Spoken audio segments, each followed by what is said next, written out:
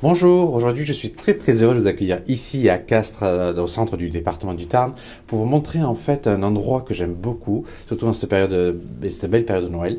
Je vous ai amené ici dans le clocher de Notre-Dame de la Platée. Nous allons y rencontrer Jean-Pierre qui carillonneur ici depuis plus de 40 ans et qui va nous expliquer ce que c'est qu'un Nadalé. Nadalé, c'est la période des petits Noël, mais je vous laisse la surprise. Venez avec moi, on y va?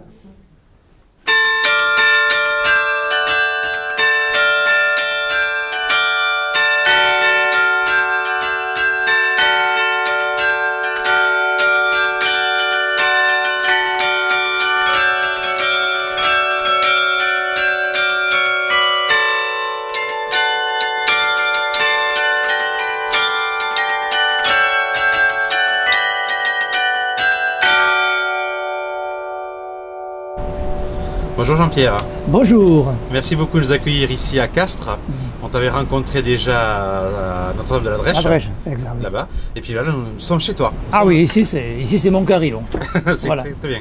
Donc en fait, Notre-Dame de la Platée, c'est là où je t'ai rencontré il y a quelques années. C'est là où tu officies depuis très longtemps d'ailleurs maintenant. Oh là oui, ça fait 48 ans. 48 ans ouais. Ah, depuis 70. D'accord. Ouais, ça fait un bail. Tu le connais, c'est ta maison. Dans 2 ans, un demi-siècle. On va le fêter. Notre-Dame de la Platée, en fait, ce carillon est particulier parce que c'était un des seuls qui a été joué pendant très longtemps sans discontinue. C'est exact. De plus, c'est le plus ancien carillon du midi de la France. D'accord. Parce que le carillon, c'est un apanage du Nord. Oui, c'est vrai. Et dans le Midi, il n'est apparu qu'à la moitié du 19e siècle. Si tard? Oui, si tard. Et Castres a été le premier à être installé. D'accord. Et au départ, il n'y avait que 15 cloches. Et aujourd'hui? Nous en avons 34. Je dis ça parce que je l'ai vu marquer. Oui, 34. 34 donc une qui a été remise l'an dernier, c'est ça? L'année dernière, oui. Une grosse cloche. Une grosse cloche qui est en haut, que l'on balance à la corde comme les autres. D'accord. Toutes peuvent être faites à la corde? Il y en a 5 qui balancent. 5 qui balancent. Les 5 plus grosses, non celle-là. D'accord. La Louise. La Louise. Alors celle-là, elle a une histoire particulière. Oh là, elle est vénérable celle-là. Elle a quel âge? Si elle pouvait. Eh bien, elle date de 1650. D'accord. 1650. C'est tout ce qui nous reste du temple protestant de Castres. Qui avait une cloche? Eh oui, c'était celle-là.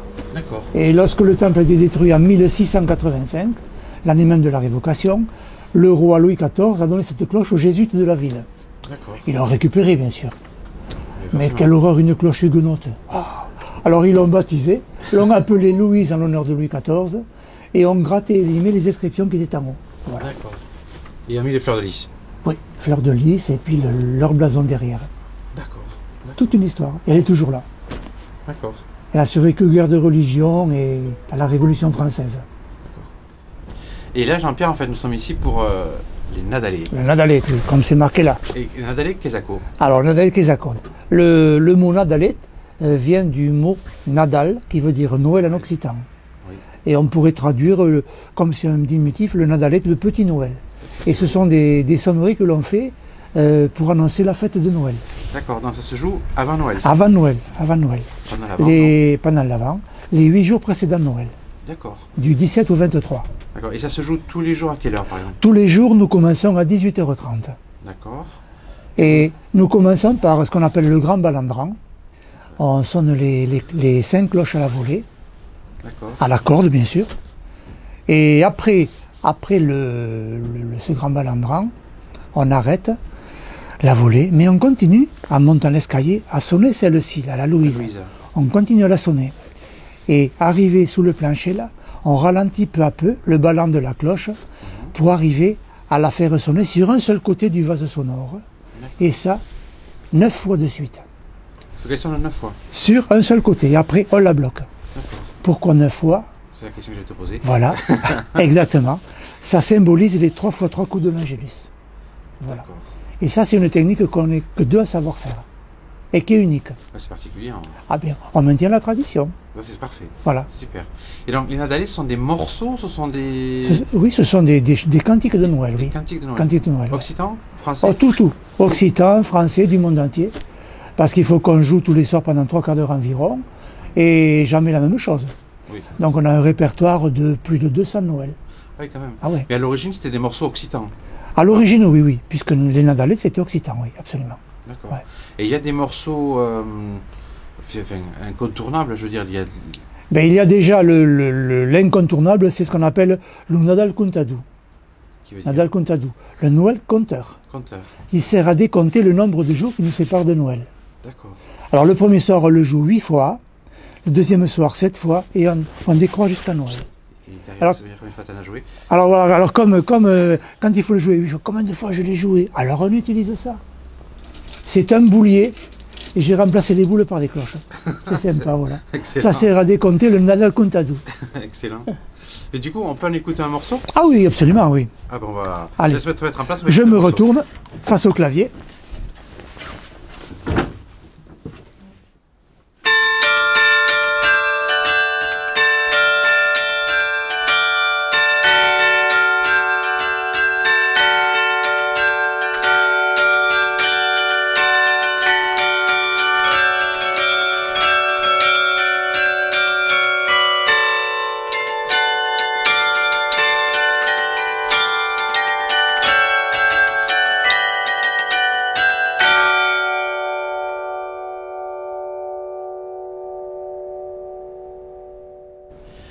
Et là, Jean-Pierre, en fait, l'avantage, c'est qu'on peut venir et monter ici au sommet du clocher pendant les nadaliers. Les gens peuvent Ah oui. venir. Oui, tout à fait, oui. Lorsque le carillon sonne, on peut monter. On laisse la porte ouverte en bas.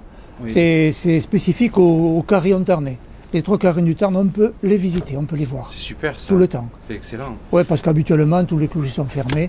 Là, au moins, on peut le voir. On peut Parce le que voir. tant qu'on ne l'a pas vu, le clavier, je ne sais pas comment ça se passe. Non, on peut voir les cloches de près. Voilà, oui, tout à fait. Et puis on les entend bien.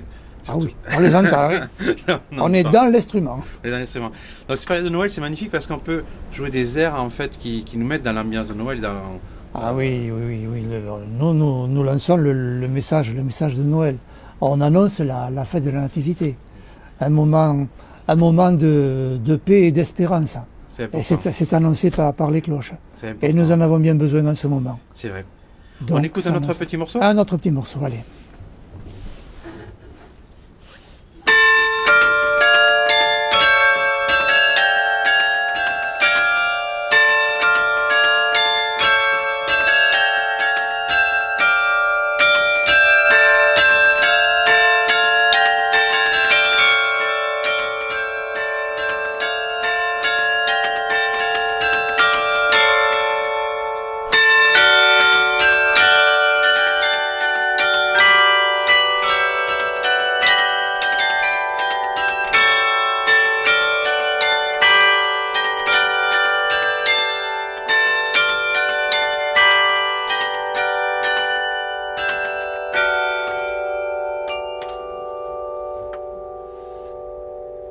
C'est super joli. C'est beau. C'est beau, c'est beau. Alors, ça, en fait, ça s'appelle des touches, des claviers. C'est un clavier à touche de bois. Ce sont des touches de bois sur lesquelles on frappe avec le poing. On appelle ça un clavier coup de poing. Coup de poing. Coup de poing, ouais. Et il y a toutes les notes? Il y a toutes les notes. Nous avons 3 octaves, presque. Il en manque encore là. Peut-être un jour on les aura. Mais Ouais, c'est vrai. parce qu'une cloche, c'est pas une corde de guitare. Il faut la financer. Donc, et en plus, c'est des grosses. Mais on a quand même 3 octaves. On peut jouer beaucoup, beaucoup de choses. Ah oui, j'imagine. Et une cloche, est-ce que ça s'accorde? Alors, une cloche peut s'accorder, effectivement. Les cloches de carillon, si elles ne sont pas tout à fait justes, le fondeur les a l'aise à l'intérieur D'accord, pour arriver à la note juste. d'accord, d'accord. Et donc, tu peux jouer n'importe quoi. Ah oui, ce que l'on veut. Bon. Bien sûr, on joue n'importe quoi, mais Ouais. en respect avec le respectant, lieu, parce que forcément. nous sommes dans une église, on ne joue pas n'importe quoi. Oui, oui, tu peux pas jouer. Voilà, voilà. La danse des canards ou... Non, je plaisante. Non, c'est idiot. Non, mais quand même, non, mais tu rigoles, mais avec ce carillon, j'ai fait danser les gens en bas. Ah oui, Ah ouais, pour la Saint-Jean. d'accord. Pour la Saint-Jean, je joue des airs des danses traditionnelles, et les gens dansent en bas. D'accord. Ça peut se faire. On va rester à la Nadalé quand même. Oui, restons le Nadé, oui. On va rester à On la n'est pas à Nadalé. Saint-Jean, restons à Est-ce qu'il y l'école de a un Noël. morceau de Nadalé que tu aimes par-dessus tout? Ben oui, je viens de le jouer là. C'est bien. Alors le second Mais il y en a, morceau. oh, il y en a beaucoup, oui. Il y en a un autre, un Noël basque, Ah oui. que j'aime bien. On peut l'écouter? Oui, bien sûr. Ça Alors. s'appelle La berceuse basque. La berceuse de Basque.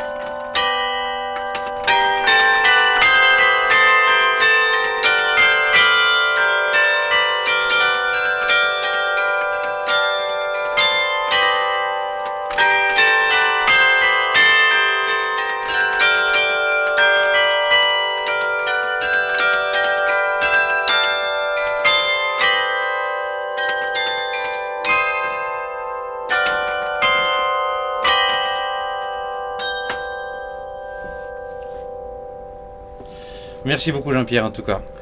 Avec plaisir. C'est un très très beau morceau et effectivement on rentre dans la magie de Noël et Absolument. ça fait partie des belles traditions occitanes. Des belles traditions qu'on va essayer de que nous préserver. perpétuons. Mais en tout cas, Et merci qui s'est toujours pratiqué à Castres. On l'a maintenu. Mais merci beaucoup en tout cas. Merci d'avoir accueilli aujourd'hui. Et puis, Ça a été un plaisir. Bon Nadal. Vraiment. Bon Nadal et bon Nadal à tous. Et c'est sur ces belles images du marché de Noël de Castres que je vous laisse en vous souhaitant de passer de très très belles fêtes pleines d'amour. Et puis surtout, je vous dis à très bientôt pour de nouvelles aventures. Merci encore et à très vite.